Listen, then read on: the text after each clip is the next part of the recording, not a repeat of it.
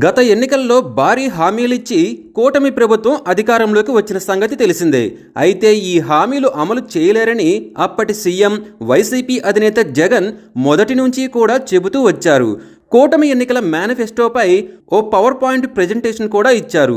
రాష్ట్ర బడ్జెట్కు కూటమి నేతలు ఇచ్చిన హామీలకు ఎక్కడా పొంతన లేదని జగన్ లెక్కలతో సహా వివరించారు.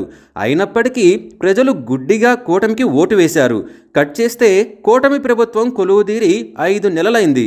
ప్రజలకు మాత్రం ఎన్నికల హామీలు అమలు కావడం లేదు.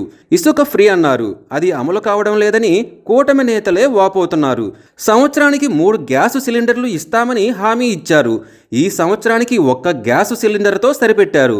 ఇక తల్లికి వందనం గురించి తమ దగ్గర డేటా లేదని తప్పించుకున్న చంద్రబాబు సర్కార్ నాణ్యమైన మద్యం పేరిట 99 రూపాయలకే మద్యం అందించింది. మహిళలకు ఫ్రీ బస్సు, 18 సంవత్సరాలు నిండిన మహిళలకు నెలకు 1500 రూపాయలు, రైతులకు పెట్టుబడి సాయం వంటి కార్యక్రమాల ఊసే లేకుండా పోయింది.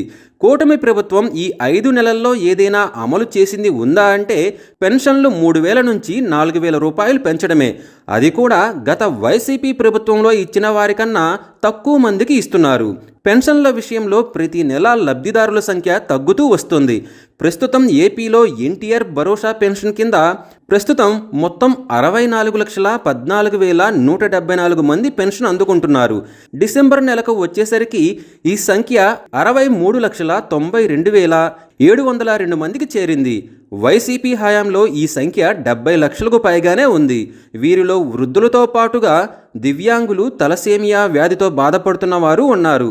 అదే సమయంలో గత ఏడాది కాలంగా కొత్త పెన్షన్ల మంజూరుకు పెద్ద సంఖ్యలో లబ్ధిదారులు ఎదురు చూస్తున్నారు. రాష్ట్రంలో దాదాపు 3 లక్షల వరకు అర్హత లేని వారిని చెప్పి పెన్షన్లు కట్ చేశారు.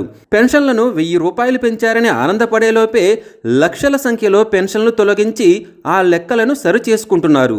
పెన్షన్ల లబ్ధిదారుల సంఖ్య ప్రతి నెలా తగ్గుతూ వస్తుంది. దీనిపై ప్రశ్నిస్తే వైసీపీ హయాంలో ఇష్టం వచ్చినట్లు పెన్షన్లు ఇచ్చారని సాకుగా చూపించి లబ్ధిదారులను తగ్గిస్తోంది. ఏది ఏమైనప్పటికీ పెన్షన్ల విషయంలో కూటమి ప్రభుత్వం అవలంబిస్తున్న తీరుపై సర్వత్రా విమర్శలు వస్తున్నాయి.